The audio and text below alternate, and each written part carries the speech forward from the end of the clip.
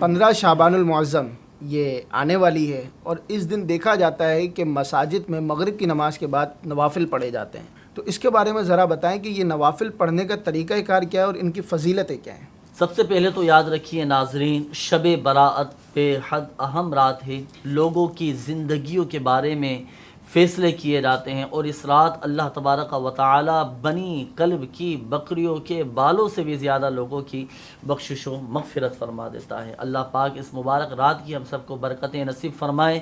ہمارے بزرگان دین رحمہم اللہ المبین، مشائخ کرام، اسلاف کرام رحمہم اللہ السلام کے یہ معمولات میں تھے نوافل۔ نماز مغرب فرض اور سنتیں اور نفل ادا کرنے کے بعد 6 رکعات نماز نفل ادا کیے جائیں، 2 رکعتیں کر کے۔ پہلی 2 رکعتوں میں یہ نیت کی جائے کہ یا اللہ پاک ان 2 رکعات کی برکت سے مجھے درازی عمر بالخیر عطا فرما۔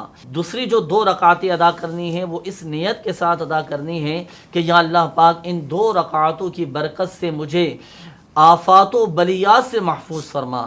پھر تیسری جو 2 رکعتیں ادا کرنی ہیں وہ اس نیت کے ساتھ ادا کرنی ہے کہ یا اللہ پاک ان 2 رکعتوں کی برکت سے مجھے بس اپنا ہی محتاج رکھنا۔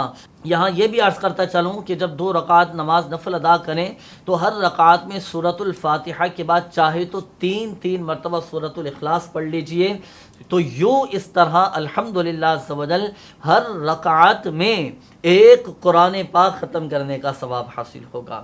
اور جب 2 رکعت نماز ادا کر لیں، ہر 2 رکعت کے بعد 21 مرتبہ سورۃ الاخلاص یا پھر سورہ یاسین 1 مرتبہ یہ پڑھ لیں۔ اور یوں بھی ہو سکتا ہے کہ جب اجتماعی طور پر یہ نوافل ادا کیے جائیں تو ایک اسلامی بھائی بلند آواز سے سورہ یاسین شریف پڑھے اور بقیہ سنتے رہیں۔ اس کے بعد دعائیں نصف شعبان المعظم بھی ضرور پڑھیے گا کہ دعائیں نصف شعبان المعظم کی ایک برکت یہ بھی ہے کہ اللہ تبارک و تعالی اس کے رزق میں وسعت اور کشادگی عطا فرماتا ہے۔